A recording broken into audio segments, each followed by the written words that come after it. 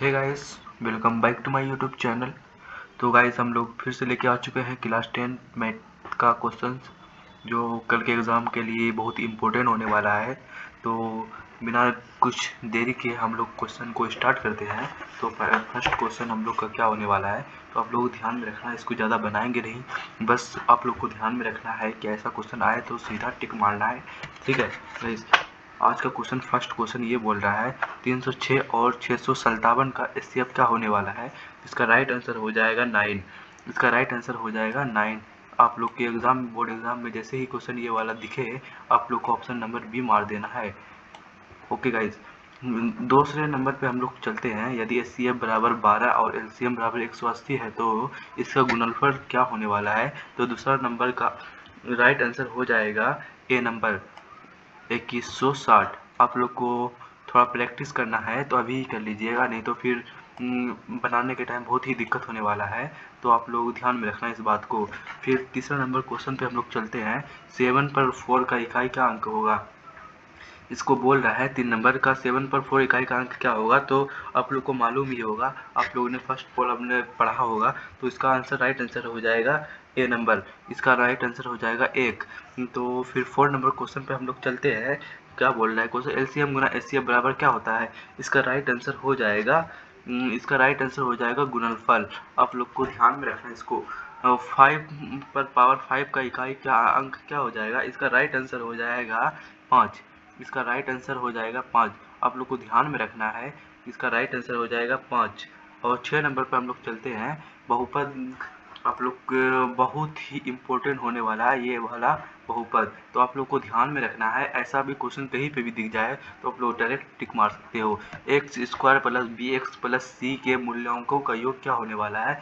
इसका right answer हो जाएगा माइनस बी बटे ए। ये सॉरी एफ माइनस बी पर होल स्क्वायर बराबर क्या होने वाला है। इसका राइट आंसर हो जाएगा, ज़्यादा दिमाग नहीं लगाना है, सीधे देखना है। इसका ये फार्मूला बोल रहा है 7 नंबर का।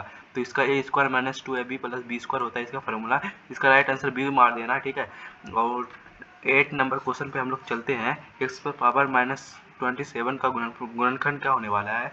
एक्स पर पावर 3 है और माइनस 27 का गुणनखंड क्या होने वाला है। इसका राइट आंसर हो जाएगा एक्स माइनस 3। इसको बना के आप लोग देख लीजिएगा अभी ही, नहीं तो फिर दिक्कत हो जाएगा, क्योंकि ये एक्स पर पावर 3 है। इसका रूट यहाँ पे लग जाएगा गाइस, थोड़ा सा बताए हेल्प करना चाहिए।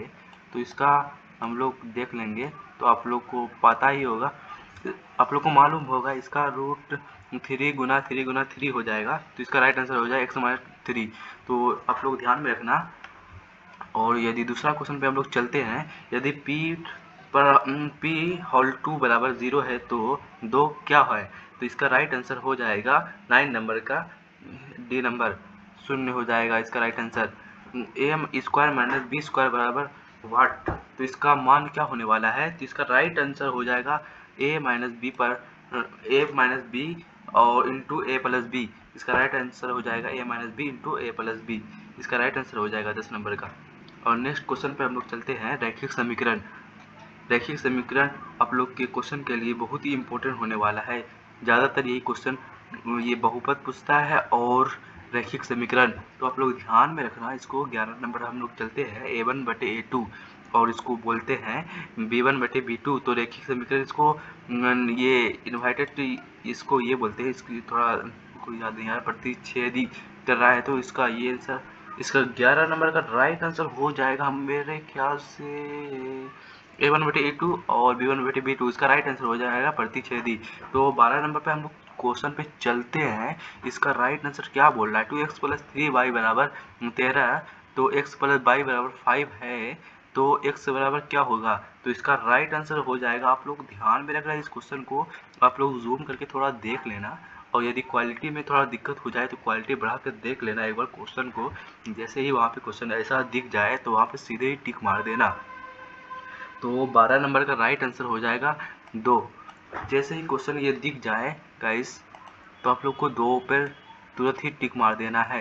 तो 13 नंबर पर हम लोग चलते हैं क्वेश्चन पे, अगले क्वेश्चन की ओर। तो a1/a2 बराबर b1/b2 तो C1/C2 क्या होगा, इसका राइट आंसर हो जाएगा। इसका कितने हल होंगे तो ये बताना है। तो इसका 13 नंबर का राइट आंसर हो जाएगा, कोई हल नहीं है।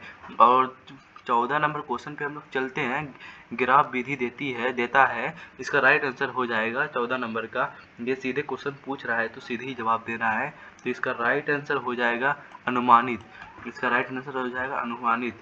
और 15 नंबर क्वेश्चन बोल रहा है इनफिनिटी सोल्यूशन की शर्त क्या होगा। तो इसका राइट आंसर हो जाएगा 15 नंबर का ए नंबर A1/A2 और B1/B2 और C1/C2। और द्विघात समीकरण और बहुपद ये दोनों थोड़ा थोड़ा सेम ही होते हैं, तो आप लोग ध्यान में रखना इसको। इसमें दो घात होते हैं इसीलिए दो घात कहा जाता है।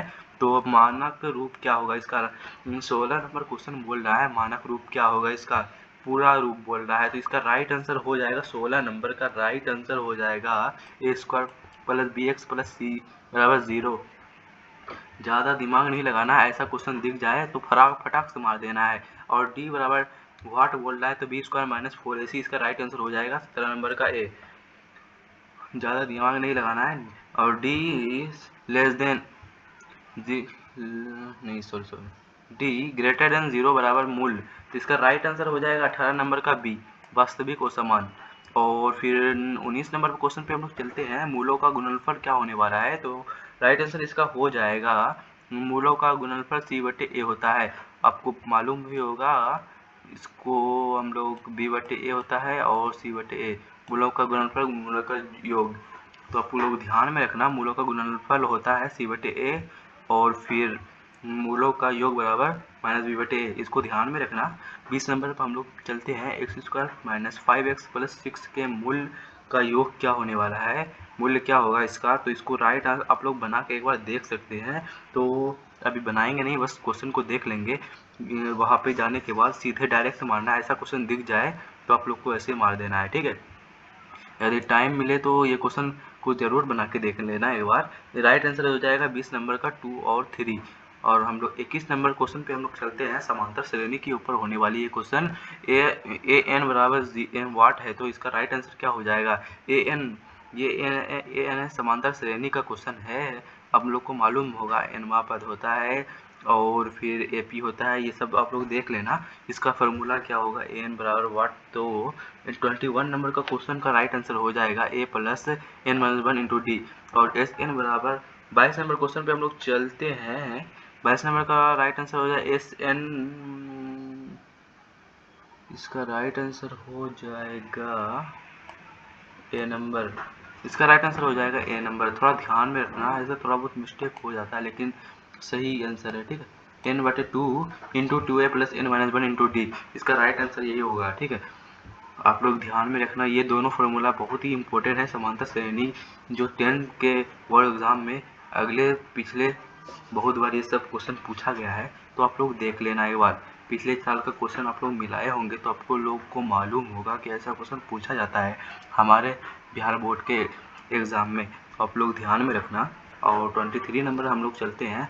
2, 5, 8 इंटू में 8 वाट कितना हो जाएगा, इसका राइट आंसर हो जाएगा 23 नंबर का राइट आंसर हो जाएगा 3।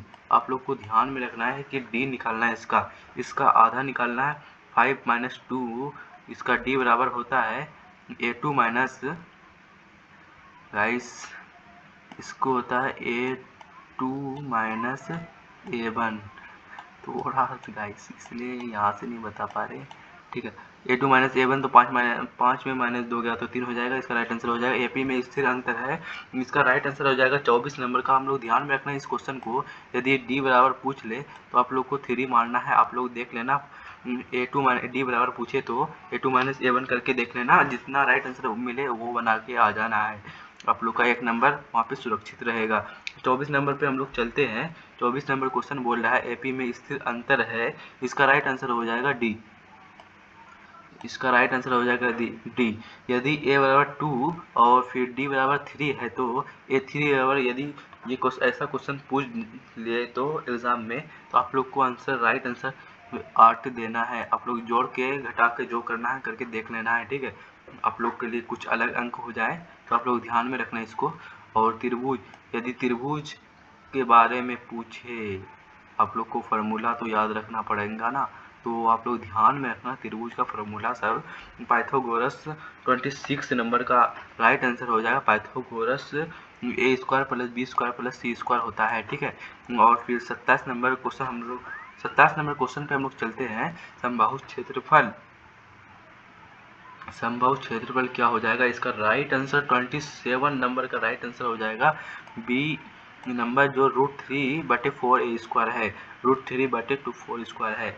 और 28 नंबर पे हम लोग चलते हैं। इसका समान त्रिभुज का क्षेत्रफल का अनुपात पूछ रहा है, तो आप लोग को राइट आंसर हमेशा भुजाओं का वर्ग देना है।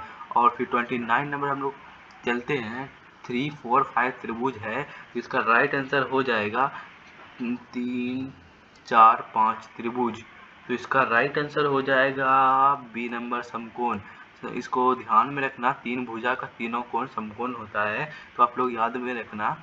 और 30 नंबर क्वेश्चन पे हम लोग चलते हैं।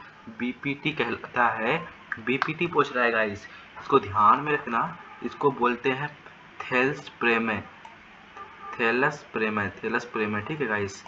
थेल्स प्रेमे हम लोग कहेंगे इसको ध्यान में रखना। ये चारों के चारों इम्पोर्टेंट हैं, तो आप लोग क्वेश्चन को एक बार इसको सर्च करके देख लेना, जो आप लोग को थोड़ा मालूम होगा, तो आप लोग इसको ध्यान में रखिएगा। और ये क्वेश्चन बहुत ही इम्पोर्टेंट होने वाला है, ठीक है। निर्देशांक ज्यामिति हम लोग क्वेश्चन के आगे और चलते हैं, तो निर्देशांक ज्यामिति आने वाली है। तो हम लोग का दूसरा क्वेश्चन आ रहा है 31 नंबर का, दूरी का सूत्र क्या होने वाली है? तो दूरी का सूत्र आप लोग को मालूम होगा, रूट, फिर इसके बाद ब्रैकेट लगाएंगे, फिर छोटी ब्रैकेट लगाएंगे, square minus x1 whole 2 plus, फिर ब्रैकेट लगाएंगे y2 minus y1 whole square, और फिर बड़ी ब्रैकेट लगा के इसको ये कर देंगे, तो आपका राइट आंसर हो जाएगा ए नंबर। 31 नंबर का राइट आंसर हो जाएगा ए नंबर। और फिर 32 नंबर का राइट आंसर हो जाएगा मध्य बिंदु। क्या पूछ रहा है? मध्य बिंदु। तो इसका मध्य बिंदु 32 नंबर का राइट आंसर हो जाएगा ए नंबर। आप लोग ध्यान में रखना और थोड़ा सा क्वेश्चन को पढ़ के ही जाना। और फिर 33 नंबर का क्वेश्चन बोल रहा है क्षेत्रफल कर्नियर पॉइंट क्या हो जाएगा? इसका राइट आंसर 33 नंबर का राइट आंसर हो जाएगा 0। आप लोग को ध्यान में रखना ये सब क्वेश्चन को। और दूरी हमेशा धनात्मक होती है, ऋणात्मक होती है, आप लोग को हमेशा देना है धनात्मक होती है। 34 नंबर का राइट आंसर हो जाएगा ए नंबर।